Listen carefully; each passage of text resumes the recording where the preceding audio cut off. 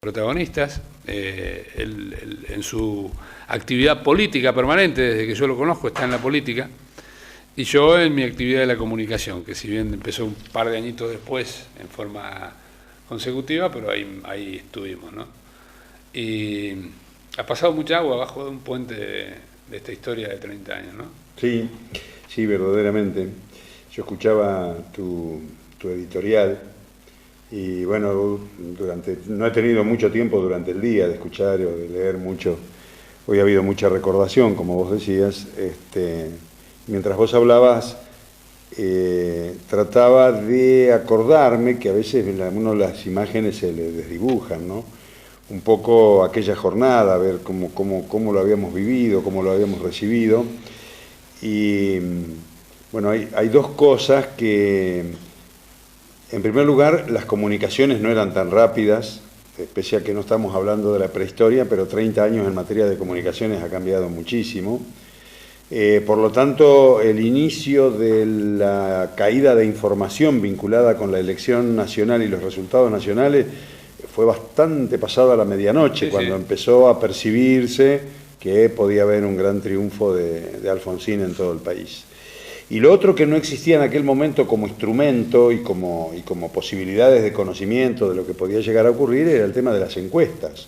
No había toda esta configuración que hoy uno ya meses antes viene percibiendo punto más, punto menos, qué es lo que puede terminar habiendo detrás de una elección. Y claro, bueno, uno trabajaba en lo local particularmente, yo participaba de algunas reuniones en la sexta sección electoral, pero yo en el 83 encabezaba la lista de concejales de Adolfo Alsina. ¿Vos ya habías sido concejal anteriormente? No. No. En la época de Raskin, con Raskin yo de muy joven estuve en el gabinete. Fui como su secretario privado y terminé trabajando en las áreas de cultura, de turismo y de deportes, con 20 y pico de años. En el 83 encabezaba la lista de concejales y, consecuencia de algunos amigos que tenían sus vínculos con gente amiga de la sexta sección electoral, por caso Checho Suárez y algunos otros mayores, me habían impulsado mi nombre para rellenar la boleta de diputados provinciales en la sexta sección electoral. Lo que pasa que el alfonsinazo provoca que esos 3, 4 diputados que habitualmente el radicalismo incorporaba a la legislatura desde la sección electoral, en el 83 fueran 8, y yo que había ido de allá relleno de noveno, relleno absoluto, quedo en la puerta, asumo como concejal, me eligen en el cuerpo para presidir el Consejo Deliberante el 10 de diciembre del 83, y como tal le tomo juramento a Raúl González, al primer intendente del 83, y en el mes de fines de febrero del 84 fallece Gastón Cabirón, primo hermano del que era intendente de Bahía Blanca, que era diputado, y consecuentemente yo paso a reemplazarlo en la legislatura, con lo cual dejo, ya que yo tuve por el Consejo Deliberante un paso fugaz. Sí. Y bueno, y recordaba que esto que te contaba, de que al no haber encuestas y no tener una percepción informativa a nivel nacional de lo que ocurría, el único parámetro que nos permitía tener una sensación térmica eran los actos. Y ocurría que había tal fervor por la recuperación de la democracia que todos los actos de todos los partidos congregaban mucha gente, pero uno notaba que los actos de Alfonsín tenían una convocatoria distinta, es decir, era el único que se arriesgaba en todos los pueblos a hacer los actos en la calle, que había que animarse porque había que juntar gente para que se notara que había mucho público, y todos los actos juntaban mucha gente. Y la semana anterior a las elecciones pasó por Carué, tuvimos un acto que se hizo en la esquina del Banco de la Provincia, en el que participó Berongaray de La Pampa, que era candidato a senador nacional, y Víctor Martínez, y pasaba con ellos Antonio Trócoli, dirigente que a la postre después sería ministro del Interior durante algunos meses hasta que enfermó. Cuando llega Trócoli, que fue el primero de los dirigentes que llegó al comité, claro, para nosotros que veníamos en la política partidaria de jóvenes, digamos, Trócoli era un poco una figura emblemática.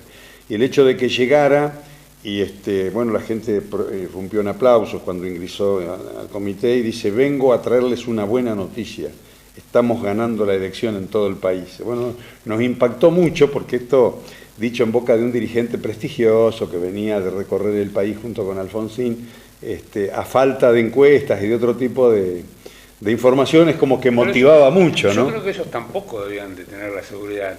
No, en ese momento no había, yo no recuerdo que haya habido ninguna...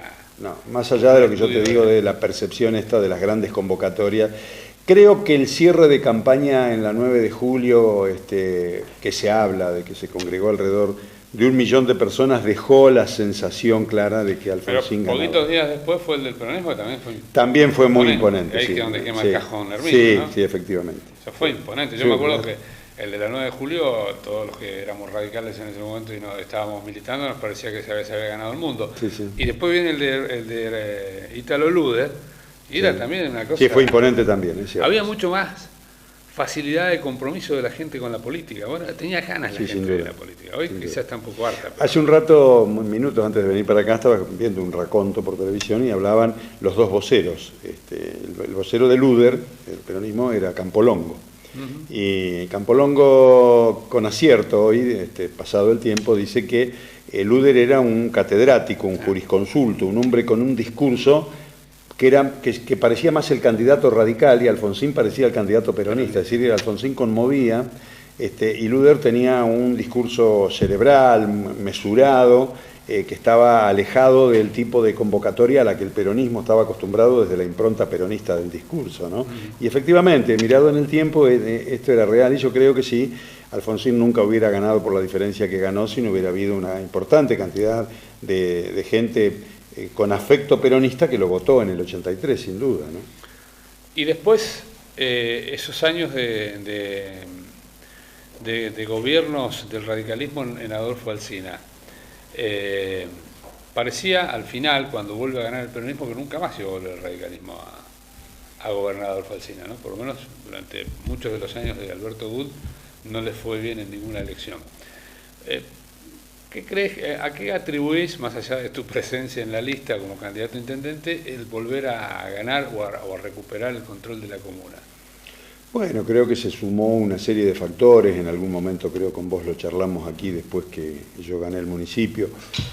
En primer lugar, atribuyo a un error la larga permanencia en los cargos. Creo que esto, y lo digo hoy que estoy en la función, creo que no hay que eternizarse, los cargos no, digamos, la gente también se cansa, aún de las buenas gestiones.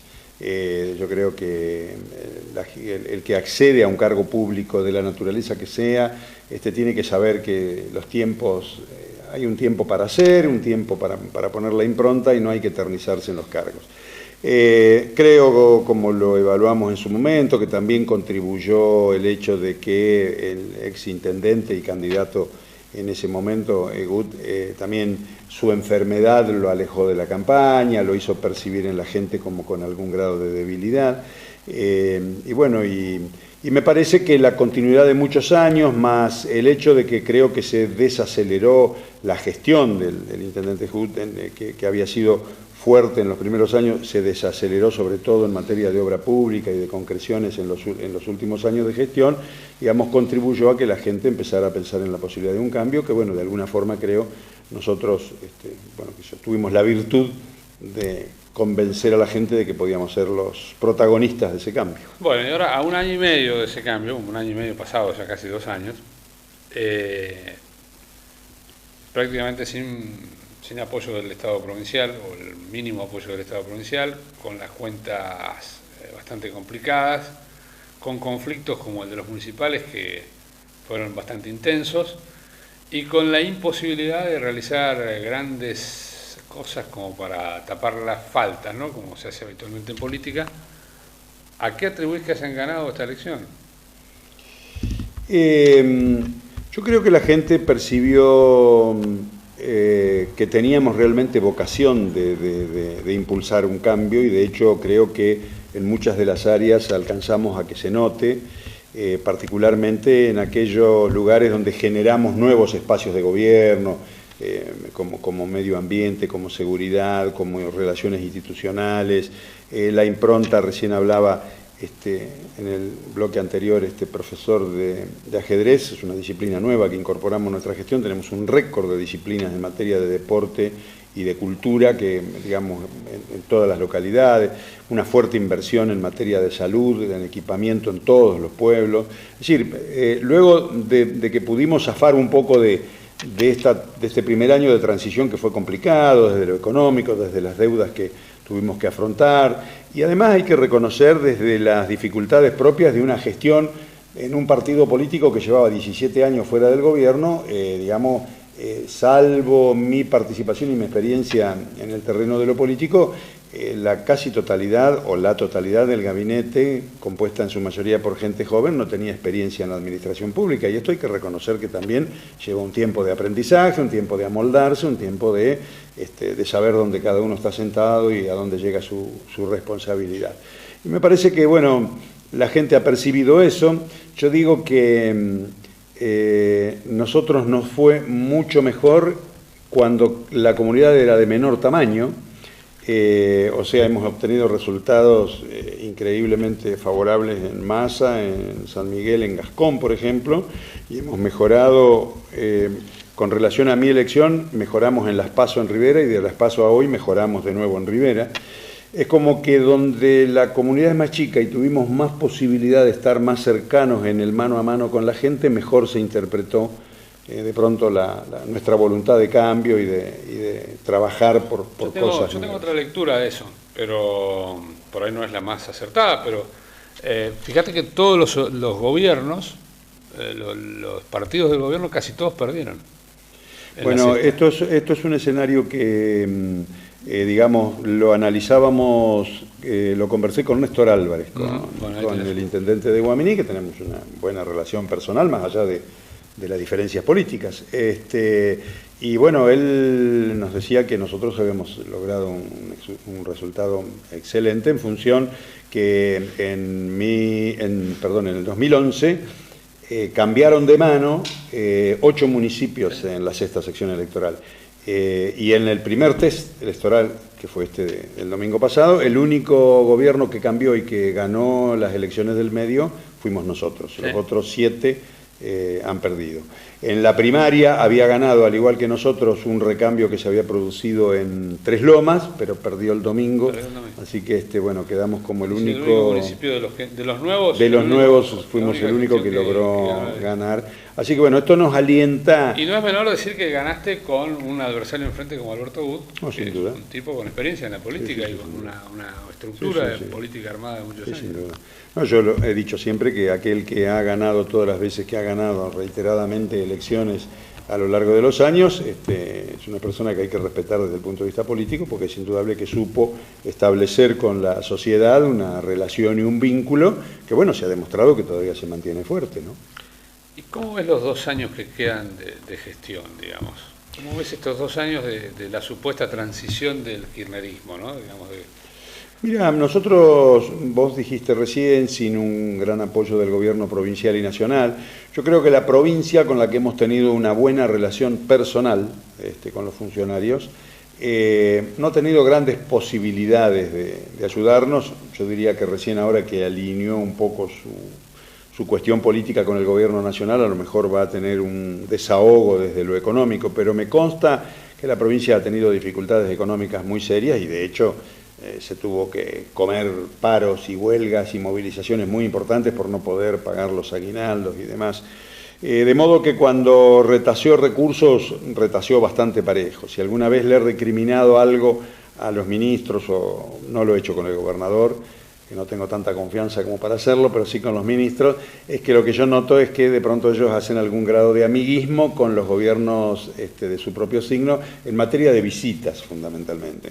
No llegan con los bagajes demasiado cargados, porque no lo hacen. Muchos carteles, más que nada, ¿no? Sí, muchos carteles y pocas efectividades. Eso me parece que es la consecuencia de esta debacle. Sí, eso a veces no ayuda, porque la presencia, cuando no se concreta en hechos, Bueno, por eso yo, por ejemplo, reconozco y valoro mucho lo que hizo Casal con nosotros cuando nos visitó, porque vino concretamente a hacer cosas precisas, ¿no? A poner los móviles en marcha, a inaugurar el centro de monitoreo, a anunciar cosas que finalmente se concretaron, salvo lo de la comisaría de la mujer, que todavía está la resolución a la espera del nuevo ministro, con quien ya nos reunimos y conversamos este tema.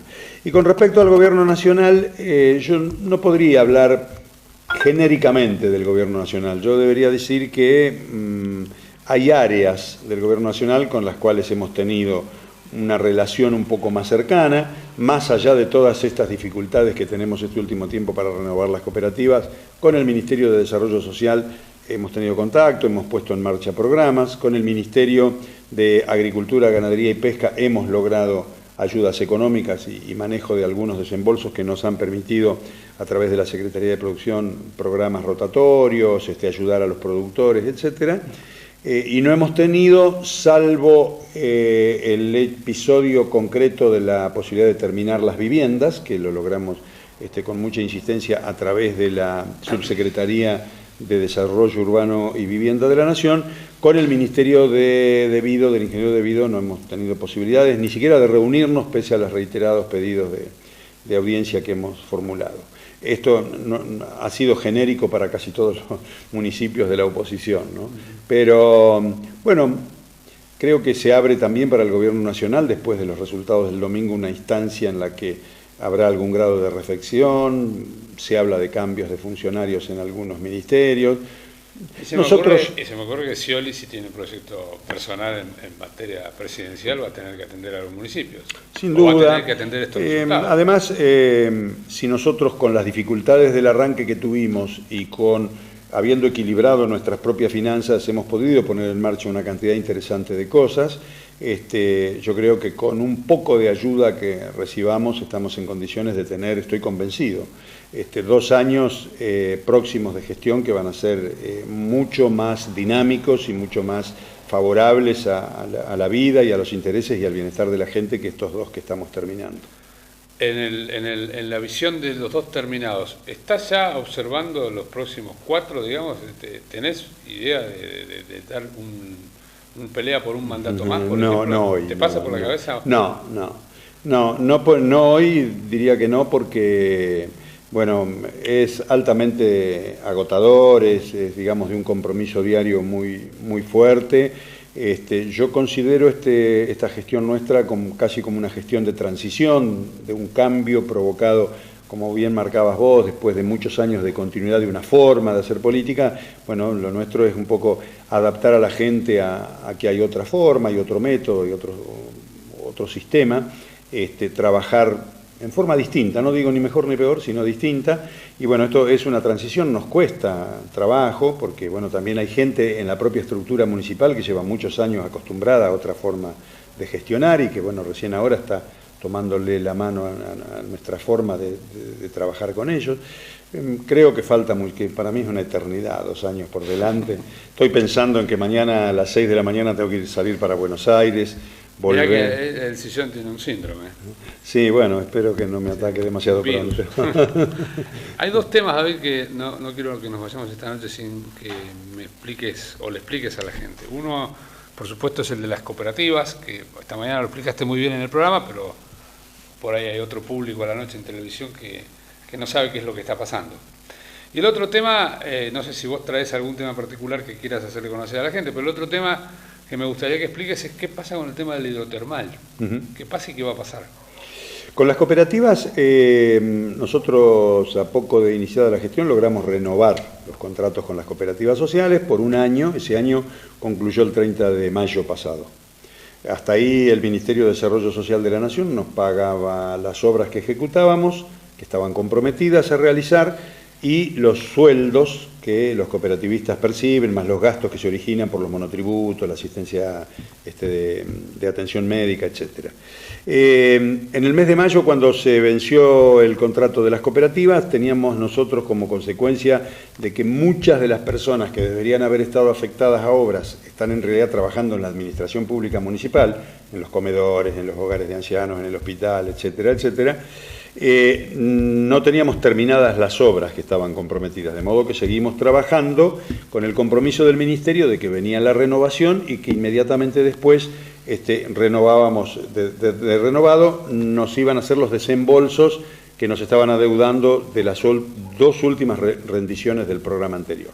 Así que bueno, nosotros en junio, julio y agosto y septiembre inclusive, hemos venido pagando los sueldos de los cooperativistas con recursos municipales, mientras cada vez intensificamos más el reclamo ante el Ministerio para que nos devuelvan ese recurso, que nos han prometido fehacientemente que lo van a devolver, porque no es normal pagar esos programas con fondos municipales, y en segundo lugar, lograr la renovación de las cooperativas. Pero bueno, el tiempo comenzó a extenderse, tampoco nos han reintegrado o desembolsado las dos últimas rendiciones del programa original, y sí presentamos a pedido del Ministerio un programa de trabajo para el año siguiente, que debería haber sido a partir de junio o julio, con cooperativas que ya en lugar de pertenecer al programa PRI, Programa de Reinserción Social, pasa a llamarse Programa de Reinserción Social con Trabajo o Argentina Trabaja, que son los programas que funcionaron desde el principio en el Gran Buenos Aires y no en el interior.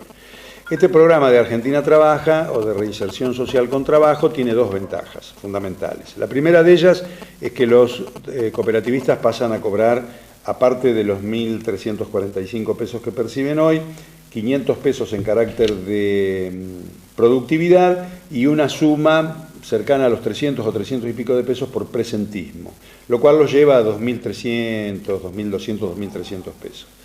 Y el segundo beneficio, que para nosotros es importante, es que pasan a estar bancarizados, es decir, se envía el listado de los cooperativistas al Ministerio, los incorpora a un sistema, les emite un plástico, una tarjeta, y el cooperativista pasa a cobrar en el banco, lo cual le saca al municipio esta responsabilidad de estar todos los meses extendiendo los pagos y viendo con las cooperativas cómo van a pagar. En la medida que se dilató la renovación de las cooperativas, yo he alertado a los presidentes de las cooperativas y a la gente cercana a nosotros que trabaja con el tema de las cooperativas, que nuestra resistencia económica en seguir pagando planes cooperativos sin tener seguridad de que el Gobierno Nacional nos va a devolver el dinero y nos va a renovar los planes, iba a tener un límite, y que este límite podía ser el mes de noviembre. Ante esta información hubo toda una movida de los dirigentes de las cooperativas que no son excluyentes, un problema que no es excluyente de Adolfo Alsina. Ellos se vincularon con gente que tiene problemas muy parecidos en Puan, en Pringles, en Coronel Dorrego, en Punta Alta, en González Chávez y creo que algún otro distrito que ahora se me escapa. Y determinaron salir a hacer a partir de hoy a la mañana un corte de ruta, en principio aquí en la ruta 33 y 60, en el paraje denominado Las Cinco Hermanas, pero a partir de la semana que viene en otros 2 o 3 puntos en la ruta 3 cerca de González Chávez y en algún otro punto cercano a Pringles. Yo desde el lunes empecé a insistir fuertemente llamando al Ministerio en la necesidad de que urgía que tomáramos una resolución de cómo vamos a avanzar en este tema, y en el día de ayer me ha llamado el viceministro de la ministra Alicia Kirchner, el doctor Carlos Castañeto, para invitarnos a una reunión mañana en Buenos Aires. Por eso dije recién cuando hablaba de la actividad, mañana temprano salimos para allí, con el objeto de que abordemos esos 3 temas, lo que el municipio ha desembolsado, que nos han prometido reintegrar, los desembolsos faltantes y la renovación de los programas cooperativos. Luego que acordamos la reunión, ya anoche tarde, me llamó una funcionaria de nivel de subsecretaria del Ministerio para decirme que estaban muy preocupados por las medidas de fuerza que estaban llegando a conocimiento, que habían sido llamados por la policía de la provincia, por la unidad regional de Guaminí, y que inclusive desde la gobernación de la provincia se habían comunicado ayer con el Ministerio preocupados por esta movida, a ver a qué obedecía, y me pedían a ver si de alguna forma nosotros podíamos desactivar o morigerar esta medida. Bueno, yo hablé con la gente de las cooperativas anoche, ya estaban viajando cooperativistas y gente de otros lugares hacia el punto de encuentro, y bueno, lo más que logramos es que no se corte la ruta, sino que haya hoy una expresión de protesta al costado de la ruta, en el cual estaban entregando un folleto explicando las razones del reclamo, por lo menos hasta que mañana agotemos la reunión con el Ministerio, donde debería decirte que soy optimista, que espero ¿Quién poder es el resolver. responsable de las cooperativas? El responsable de las cooperativas son entidades autónomas, son entidades de carácter privado que se constituyen a partir de una decisión del Ministerio de Desarrollo Social de la Nación, que lanza estos planes. El municipio es el articulador. Digamos, el Ministerio, por ley de creación del sistema cooperativo y por ley de presupuesto, debe convenir necesariamente con la municipalidad. Y la municipalidad se compromete a su vez a generar la existencia de cooperativas de trabajadores a las cuales les contrata o les encomienda la realización de las tareas que el Ministerio ha convenido con el municipio. En nuestro caso, las cooperativas que ya concluyeron técnicamente su cometido, tenían que hacer cordón cuneta, tenían que hacer plazoletas, iluminación pública, sendas peatonales, veredas, 2 playones polideportivos y trabajos en los espacios verdes y en las plazas de juego, etcétera, o sea que los cometidos que se fueron cumpliendo. Con atraso en algunos casos, pero bueno, más o menos se fueron. ¿Atraso de que no llegaba el dinero para las obras? No, el atraso obedece fundamentalmente a lo que yo te comentaba, que nosotros al tomar la gestión encontramos una cantidad muy importante de programas cooperativos que estaban funcionando ya como empleados municipales, que no estaban en la obra.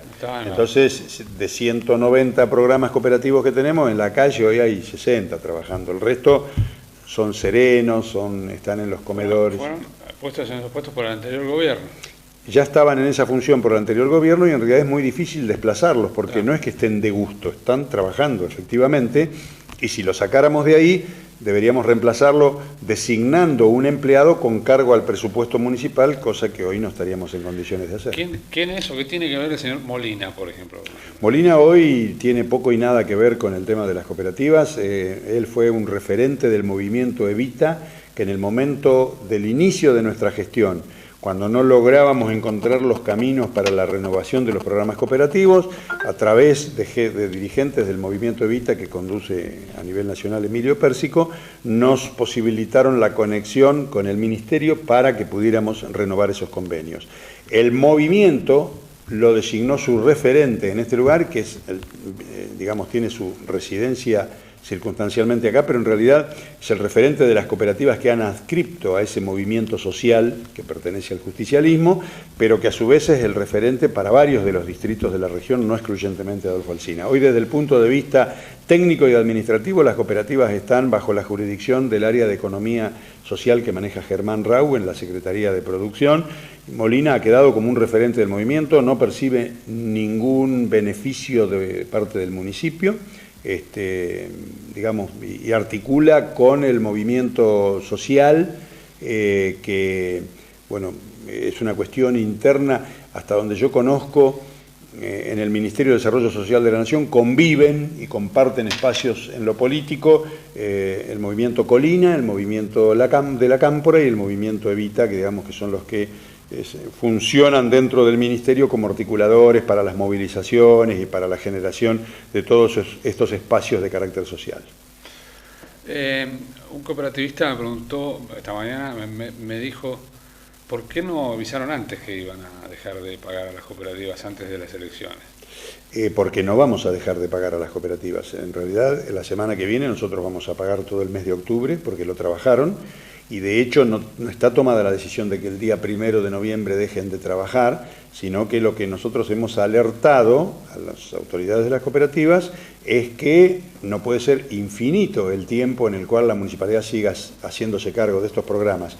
En primer lugar, porque no nos corresponde, y en segundo lugar, porque al haberse agotado además los recursos para la realización de obras, que vienen acompañadas de los sueldos, estamos pagando planes cooperativos para ejecutar obras que no se están haciendo porque en realidad no están los programas vigentes y no están veniendo los recursos para su ejecución, que sí están planteadas en la renovación de las cooperativas. Por eso la expectativa nuestra es que mañana podamos renovarlas para empezar a hacer trabajos. Algunos de ellos son continuidad de los que veníamos haciendo, otros son tareas nuevas, como empezar a desarrollar infraestructura turística. Hay una cooperativa a la cual pretendemos asignarle todo el trabajo que tiene que ver con las remodelaciones en la chacra y en la construcción de senderos y mejoras en el camino y en la ex villa de Pecuén.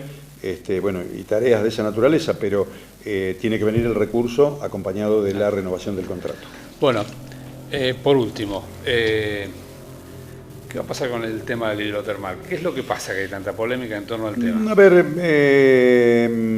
ha sido una discusión larga en la que, bueno, la Cámara Empresarial Hotelera, una vez que nosotros definimos claramente que con nuestro presupuesto nunca vamos a poder ejecutar una obra de esa magnitud, y ha quedado claro que el Estado Nacional no tiene vocación de cumplir el compromiso que firmó hace 4 o 5 años atrás, y la provincia en algún momento aportó una ayuda, pero bueno, lo que se edificó ahí tampoco respondía al programa original de lo que se quería hacer. En un momento la Cámara Hotelera nos expresa su vocación de poder conseguir un crédito, buscar los mecanismos para hacerlo, y empezamos con las conversaciones. Naturalmente, había que ponerse de acuerdo, es concesionar un sector público, es entregar a la ejecución una obra que a mi juicio tiene muchísimo que ver con nuestra expectativa como destino termal y como destino turístico de futuro. Para mí es una obra imprescindible la construcción del centro hidrotermal, de modo que siempre acompañé esta iniciativa y esta posibilidad, pero naturalmente discutiendo términos que tenían que ver cómo acotamos y cómo fijamos los tiempos, los plazos, qué tipo de obra se iba a ejecutar, si se iba a ejecutar esta obra que finalmente alcanzó a empezar la gestión anterior, o si iba a ejecutar el proyecto original, que es mucho más ambicioso, en cuánto tiempo, cómo se va a hacer. ¿Todo eso ya se definió? Todo eso está bastante definido, y bueno, y luego surgieron cuestiones que tuvieron más que ver con responsabilidad del Consejo Deliberante, con los tiempos del Consejo Deliberante. El expediente que fue, discusiones que tuvieron con las comisiones por las cuales el expediente fue transitando, hasta que, bueno, en un punto es como que había consenso de los distintos presidentes de bloque, pero no se terminaba de armar la reunión definitiva en donde todos consensuáramos y le pusiéramos la firma. A mí me transmite Rubén Bellagonil, el presidente de la Cámara Empresarial, que un día había tenido una última conversación con todos los presidentes de bloque y le habían manifestado su decisión finalmente de aprobarlo al proyecto, que ellos firmaran con el intendente el convenio respectivo y que después el Consejo lo iba a convalidar. Como habíamos venido de tantas idas y vueltas, a mí no me pareció prudente firmar el convenio y después enviarlo, porque una sola cláusula que fuera observada por el Consejo invalidaba el convenio. Entonces me parecía que nosotros lo que teníamos que lograr es que el Consejo aprobara el todo, una ordenanza en la cual se dejara sin efecto la concesión que le habíamos dado a la Cámara Hotelera por 3 años para explotar el predio de la isla, y que al mismo tiempo me facultara a firmar un convenio para la explotación integral de toda la zona, incluida la construcción del hidrotermal, y con el contrato anexo, de modo que ya la ordenanza viniera con el contrato abrochado, en donde todos estuviéramos de acuerdo. Habíamos elaborado a través de la Dirección de Legales con la Cámara Hotelera y con la participación de concejales un proyecto que podíamos considerar definitivo, y decidí convocar una sesión extraordinaria para que este tema terminara inclusive antes de las elecciones, para despejar cualquier connotación, porque digamos, había aparecido la Cámara Hotelera, lo cual podía ser considerado como una cuestión de tipo político, imputando demoras deliberadas a algún bloque de la oposición. Digo, bueno, esto despeja, si todos nos ponemos de acuerdo y lo votamos antes del 27, esto despeja cualquier duda. Corrimos un día después la convocatoria a pedido de los propios presidentes de los bloques, porque el día que yo convoqué era el día de los cierres de campaña, y el viernes pasado sesionó el Consejo aprobando la ordenanza y el convenio, pero le agregó una cláusula, digamos que no estaba en el convenio original que habíamos acordado, mediante el cual se establece que la Cámara Hotelera no podrá, o deberá, mejor dicho, dejar como espacio de uso público el predio del balneario La Isla. Esto, bueno, ha generado algún malestar en los hoteleros, que creen que esto representa un impedimento para el proyecto que quieren llevar adelante.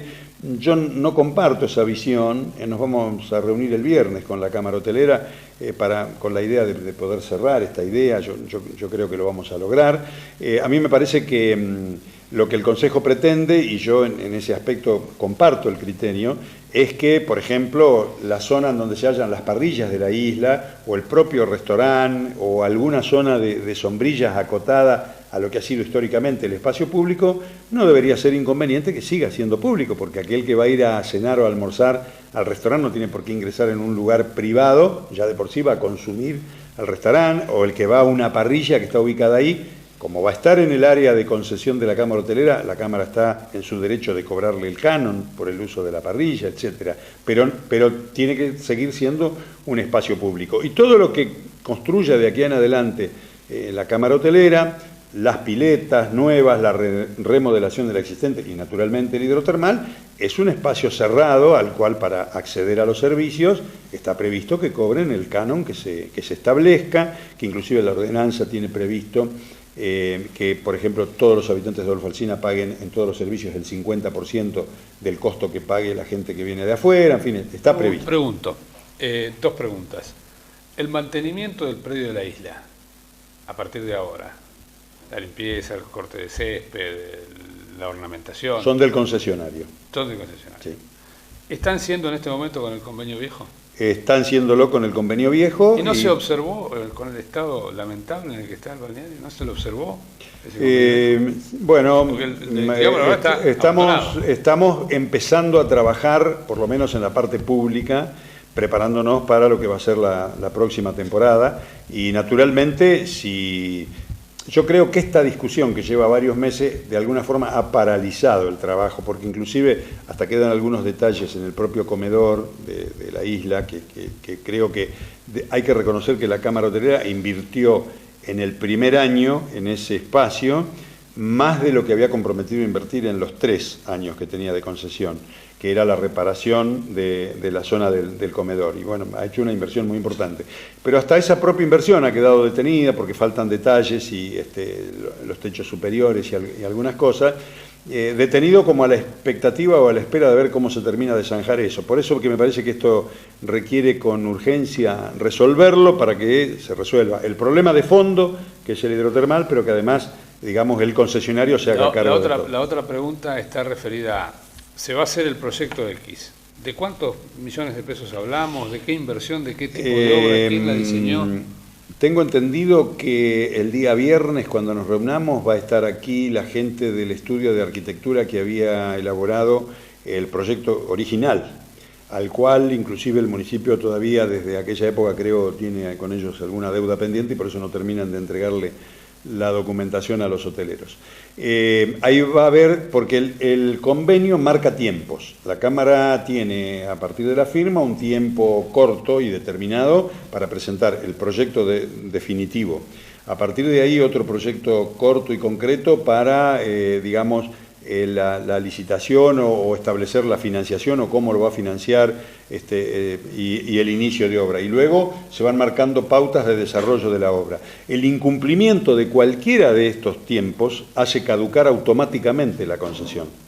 De modo que la municipalidad tiene un reaseguro de que no es que ese predio va a quedar indefinidamente en manos de la Cámara Empresarial, aún en inactividad. Se denominan técnicamente cláusulas gatillo, es decir que en la medida que transcurra uno de los tiempos previstos en la ordenanza sin que la contraparte cumplimente lo que había comprometido en el convenio que firmamos, automáticamente, digamos, queda en caducidad el convenio. ¿Eso también incluye la posibilidad de hacer una perforación y explotar agua del subsuelo, o este convenio es únicamente para baños? Yo creo que todo lo que pueda mejorar la prestación que el centro hidrotermal esté dispuesto a hacer, si lo va a mejorar con perforaciones, lo va a mejorar captando agua de la laguna, si va a tener un mix de piletas de agua dulce, agua salada y agua subterránea, bueno, yo creo que eso va a estar en la capacidad emprendedora que tengan quienes exploten el servicio, no veo inconveniente. Bueno, tendría muchísimas preguntas más, pero se nos ha ido terriblemente la hora. Pero este tema, ¿vos creés que se va a terminar de definir en los próximos días? Porque estamos a un mes y pico de la temporada. Mi voluntad es que el viernes pudiéramos no solamente acordar, sino firmar el convenio.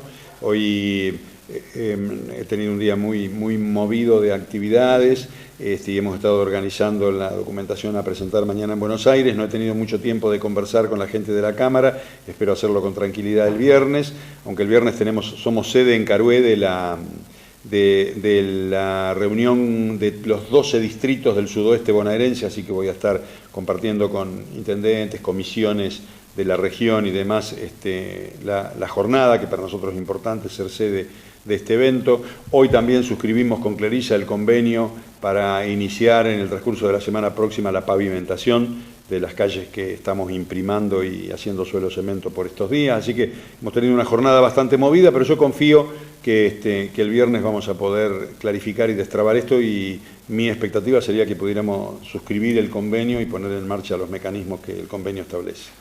Una más y no te jodo. Y no pedimos más. No te jodo más. ¿Se va a privatizar el sistema de desagües locales? No.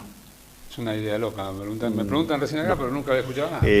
Nosotros hemos hecho una inversión muy importante en el sistema de desagües locales. Por primera vez desde la existencia de la planta, hemos vaciado íntegramente los piletones, se ha extraído 1,5 metros de barros que se depositan, que estaban impidiendo que funcionen los aireadores. Hemos cambiado todo el sistema de tableros íntegro, que fue una inversión muy importante, todo el cableado subterráneo de las bombas. Estamos terminando la construcción de una cámara especial para que vuelquen los camiones que hacen los servicios de los pozos sépticos, que no tienen un destino determinado. Esta instalación va a estar terminada la semana que viene para que vuelquen ahí. Y hemos contratado para hacer una limpieza de todo el sistema y de toda la red del pueblo a 2 camiones que se denominan Hidrojet, que pertenecen a la provincia, para que con inyección de agua a mucha presión hayan hecho un trabajo que ya se terminó, de limpieza absoluta de todo el sistema de red. ¿Eso se hizo hace pocos días? Esto se terminó hace 30 días aproximadamente. Hoy está funcionando todo el sistema muy bien y por lo tanto no hemos pensado para nada en privatizarlo. En algún momento estuvo la gente de ABSA, de Aguas Bonaerenses, interesándonos en que le transfiriéramos este servicio, pero digamos, nosotros hasta aquí venimos cobrando muy barato. Este servicio se cobra junto con el agua. Si no estoy equivocado, porque estoy hablando de memoria, es a razón de 7 pesos por mes. En todos los lugares donde ABSA presta ambos servicios, se cobra el mismo importe por el consumo de agua que por la prestación del servicio cloacal. O sea que hoy cualquier usuario de Carué por el servicio de cloaca, si estuviera en manos de ABSA, estaría pagando a lo mejor 60, 70, 80 pesos por mes contra los 7 que paga. Así que a lo mejor haremos algún reajuste, pero muy razonable en el presupuesto del año que viene, pero con la idea de que el servicio lo seguimos manteniendo nosotros. Buen viaje mañana, intendente, y gracias. Bueno, gracias a vos y a la gente. Nos vamos a despedir de esta noche, como todos los miércoles. Los esperamos el miércoles que viene a las 10 de la noche en vivo por Canal 3 Redifusora. Gracias a todos.